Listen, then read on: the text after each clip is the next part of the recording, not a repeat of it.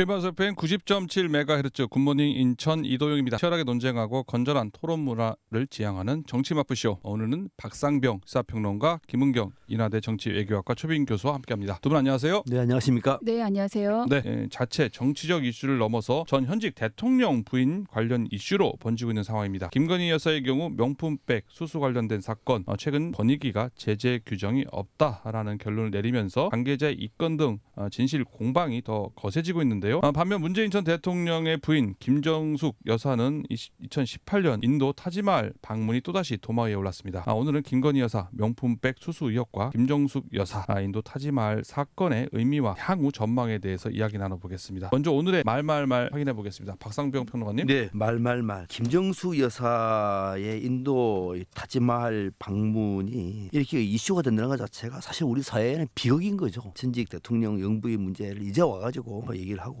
이것이 뭐 지금 검찰 수사도 들어가고 뭐 이런 상황인데, 아무튼 이제 검찰 수사 보니까 어제 뭐 고발인 조사도 들어갔습니다. 그죠? 이런 상황에서 이제 배현진 의원 최전선에 서 있는 사람입니다. 배현진 의원이 이런 말을 했습니다. 검찰의 본격 수사 기사가 쏟아져 나오니 애가 닳기는 하나보다. 왜 찍어왔는지 궁금하시죠? 궁금해요. 네, 조금 이따 설명드리겠습니다. 알겠습니다. 김현 교수님 어떤 말 뽑아오셨습니까? 제가 뽑아온 말은 네. 최정무 전 권익위 비상임위원인데 예. 이런 말을 하면서 사퇴를 했습니다. 법리적으로 충분히 다툼의 여지가 있었고 국민이 알고 있는 중요한 비리로 판단할 수 있는 문제가 혐의 없음으로 종결되었다. 많은 국민께서 이 결정에 실망하셨고 그 실망감과 불신을 무겁게 받아들이고 있다. 그리고 이런 얘기를 했습니다. 예. 책임은 잘못한 사람이 아니라 지킬 것이 있는 사람이 지는 것이다 라고 하면서 이 책임을 무겁게 통감한다 라고 하고 사퇴를 했습니다. 예. 이게 원래 국회 야당목 의원이었었죠. 최정목 네네. 의원이 이번 권익위 결정 이후에 사퇴를 했는데요. 그 말씀 뽑아오셨죠.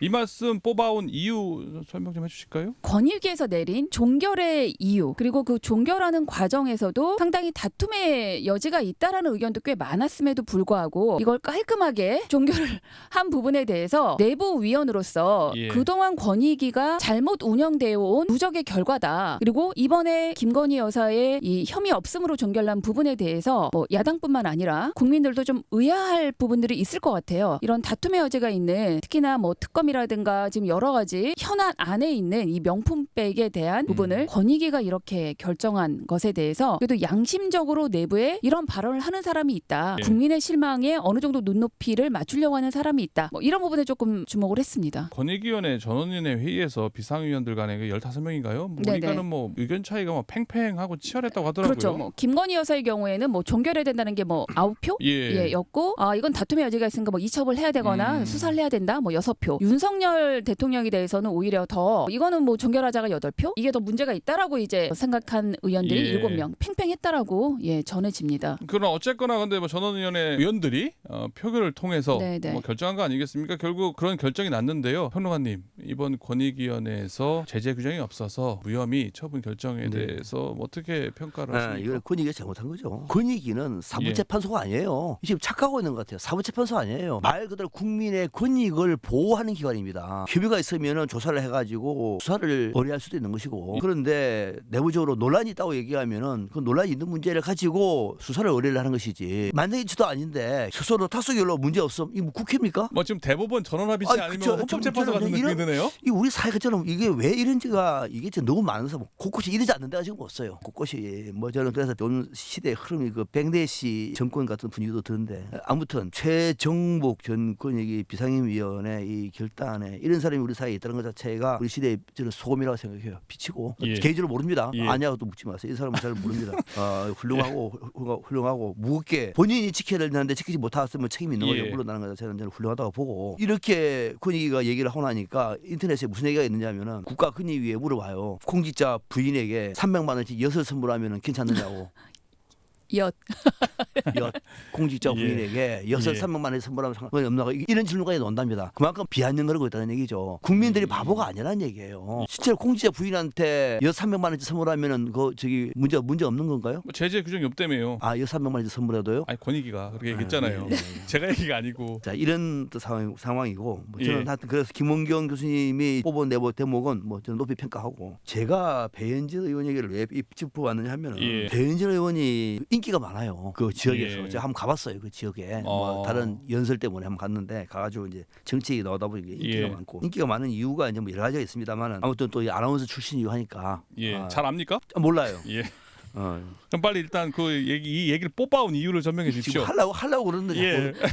자, 왜 그러냐면은 자 배현진 의원을 고소했습니다. 문재인 전 대통령 쪽에서 고소를 했습니다. 예. 고소를 했다고 얘기하면은 오히려 배현진 의원 같은 경우는 어떻게 받아줘야 되면은 이런 문제를 가지고 고소를 하시느냐 거기에 진실을 밝히자 정도 하면 돼요. 깔끔하다고. 그럼 배현진 의원의 그동안의 목소리에 힘이 들어간다고. 예. 그게 아니라 검찰의 본격 수사 기사가 쏟아져 나오니 애가 닦긴 하나보다 이거는 약간 비아냥. 그렇죠. 비아냥 투가 있는 것이고 오히려 이거는 마이너스다. 이 문제를 제기했던 당사자의 메시지에 심각한 타격이 있는 거예요. 메시지가 좋으면 메신저도 좋아야 돼요. 예. 딱 하면 끝난다고. 아 이제 정식으로 한번 수사를 해보자. 저는 최선을 다해서 이 진실 밝히겠다. 나도 국민의 대표다. 이렇게 말하면 될 텐데 본격 기사가 쏟아져 나오니까 애가 닳긴 하나보다. 아니 문재인 전 대통령이 무슨 애가 닳겠어요. 문제를 가지고 이렇게 하는 것 자체가 아 배현진 의원이 이 문제 가지고 좀 나름대로 좀 놀랐나? 조금 쪼나? 아니면은 이게 비아냥거리는 투는 아닌데라는 생각이 들어서 예. 왜 이렇게 말하나 싶어가지고 안타까워서 제가 적어봤습니다. 한국말은 끝까지 들어봐야 되는 것 같아요. 배현진 의원 칭찬을 앞에 하시길래 좋은 예. 의도인 줄 알았는데 저도 궁금했거든요. 어떤 예. 의도로 이 말을 뽑아 오셨는지 저도 그렇습니까? 오늘 너무 잘 뽑아 오신 것 같아요. 아, 그렇죠. 아니 뭘 잘 뽑아와요. 오늘 지금 배현진 의원 얘기하는 게 아닌데 지금 아니 문제를 제기한 지금 김건희 명품백 사건에 대해서 지금 뽑아오라고 했지 지금 누가 배현진 의원 말 잘했다 못했다 뽑아오라고 한 아니 거는 김정수 아니지 않습니까? 예 김정숙 여사에 대한 예. 또 핵심 알겠습니다. 인이죠. 아, 어쨌거나 지금 김건희 명품백 여사 명품백 사건에 대해서 지금 얘기 나눠보고 있는데 지금 권익위에서 뭐 제재 규정 없다라고 얘기를 했습니다만은 뭐 직무 관련성도 없다. 그리고 또 네. 외국인은 신고 대상 아니기 때문에 최재형 목사에 대한 뭐 그런 얘기하면서 한 언론에서는요 뭐 늑장 처리했다, 뭐 네네. 빨리 처리한다고 하면서 뭐 1%에 속할 정도로 늑장 처리했다라는 비판이 좀 여러 곳에 나오고 있지 않습니까? 이런 권익위에 대한 이런 입장에 대해서 어떻게 보고 계십니까? 일단 늑장 처리한 부분에 대해서는 이거는 확실하게 뭐 팩트가 있으니까요. 신고가 작년 12월 19일에 됐어요. 참여연대에 의해서. 그럼 이게 보통 신고일로부터 60일 안에 사건을 처리해야 됩니다. 30일 연장 가능하다고 하더라도 지금 발표가 6월 10일에 됐죠. 굉장히 늦은 발표예요. 그리고 이 타이밍이 이제 김건희 여사가 그동안 자맹하고 있을 때는 조용하고 있다가 이게 이제 활동을 재개하고 또 이제 해외 순방도 가야 될 타이밍에 정말 이 절묘하게 딱 또 권익위가 발표를 했거든요. 이제 이런 부분들은 확실히 시간 끌기 했다. 그리고 총선을 피하려고 했다라고 좀 보여져서 이 시기에 대한 건 권익위가 분명히 늑장 처리한 건 뭐 너무나 분명한 사실인 것 같고 더 문제는 왜 혐의가 없다라고 판결을 내려느냐. 이제 종결 처분의 근거잖아요. 직무 관련성이 없다. 이렇게 지금 평가한 거잖아요. 그런데 아까 최정묵 전 의원도 그렇게 얘기했어요. 그거 외에 정말 중요한 알선수재, 공직자윤리법 그리고 사실상 청탁금지법 해설집에도 배우자가 알선수재 등의 다른 법률에 의해서 제재 대상이 될 수 있다. 이런 해설집이 있음에도 불구하고 예. 그랬으니까 사실 안에서 다툼이 있었겠죠. 이런 걸 다 무시하고 그냥 직무 관련성이 없다. 그래서 직무 관련성이 없으니 신고 대상이 아니다. 신고 대상이 아니니 여기에 어떤 혐의가 있을 리가 없다. 이제 이렇게 아주 예. 단순하게 진짜 이 권익위식의 누구도 이해하기 어려운 이런 종결 처분 근거를 댔다라는 게 좀 어이가 없고요. 특히 외국인이어서 그 예. 명품을 준 사람이 뭐 한국계 미국인, 뭐 시민권자여서라는 예. 이유도 저는 이거야말로 정말 실수를 금치 못할 것 같아요.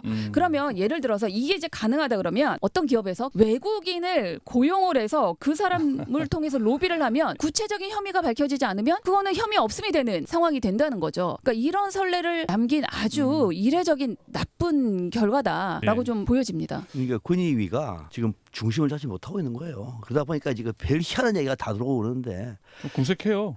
그렇죠. 이게 지금 저는 이 권익위가 그래서 앞서 제가 최정목 이번에 사퇴한 예. 전 그 위원회 용단이 훌륭하다고 말씀드린 이유가 거기 있는 건데 이게 되면 권익위에 근무하는 사람들은 얼마나 자괴감을 느끼겠습니까? 이게 왜 대한민국에서 그래도 국민의 권익을 대표하는 독립기구인데 왜 이렇게 망가집니까? 왜 갑자기 뭐 그 권익위만 그런 것도 아니에요. 지금 우리 사회가 대체로 지는 경우가 예. 너무 많은데 그 안에서 오랫동안 묵묵히 일해왔던 수많은 그 나름대로 전문가들 예. 소신이 있는 직원들 또 열심히 일했던 사람들 예. 많을 텐데 그 이렇게 가는 이유 것 얘기는 자체가 너무 사부에서 마저 듣겠습니다. 안타깝습니다. 네.